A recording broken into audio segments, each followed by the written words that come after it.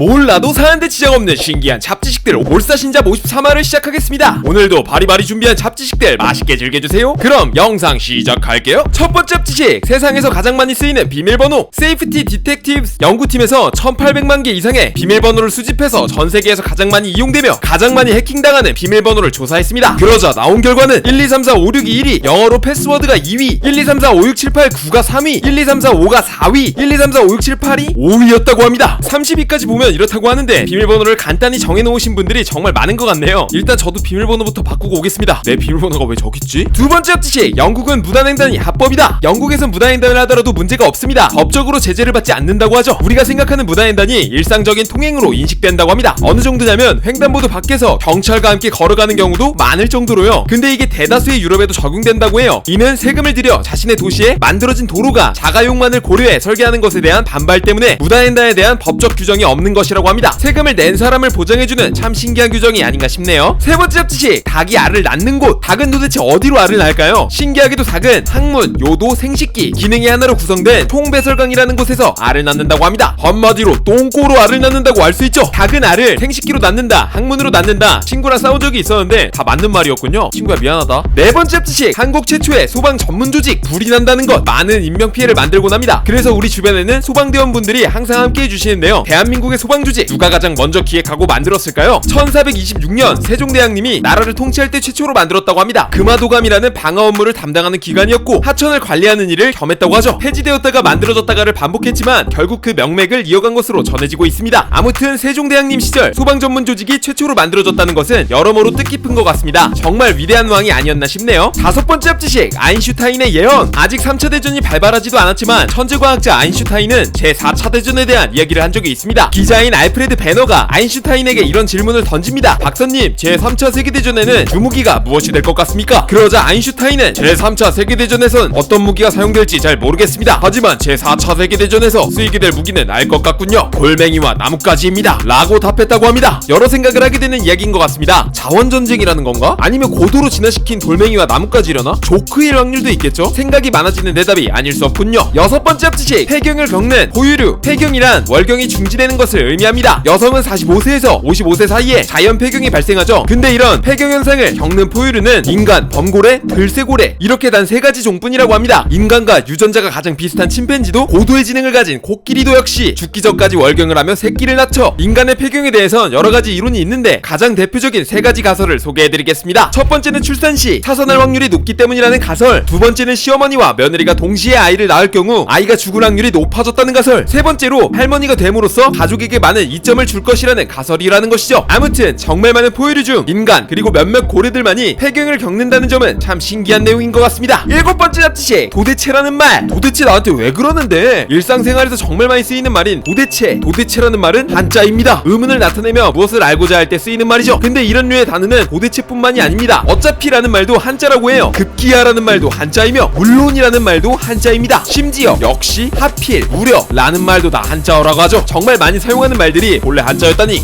진짜 신기하지 않나요? 여덟 번째 잡지식, 도라에몽과 129.3. 도라에몽에겐 정말 특이한 사항이 있습니다. 키도 129.3cm, 무게도 129.3kg, 머리둘레도 129.3cm, 가슴둘레도 129.3cm, 다리 길이도 129.3mm, 파워도 129.3마력, 최고 점프도 129.3cm, 최고 속도도 시속 129.3km죠. 이 정도라면 129.3에 사연이 있어 보이죠? 이 129.3이라는 숫자는 도라에몽이 처음 등장한 해에 초등학교 4학년 학생들의 평균 키가 129.3cm였기 때문이라고 합니다. 원작 도라에몽이 나오는 등장인물들이 4학년이었기 때문에 이러한 설정이 들어간 것이죠. 도라에몽과 129.3 정말 재밌지 않나요? 오늘은 여기까지. 여러분들의 소중한 제보들로 몰사신잡이 가득 차는 것 같습니다. 정말 진심으로 감사드리고 저는 더 재미있는 잡지식들로 찾아오겠습니다. 잡지식 제보는 참알라밀@gmail.com으로 보내주세요. 선정되시면 영상에 이름 넣어드릴게요. 오늘도 역시 말차님들 정말 많이 사랑합니다. 뿅.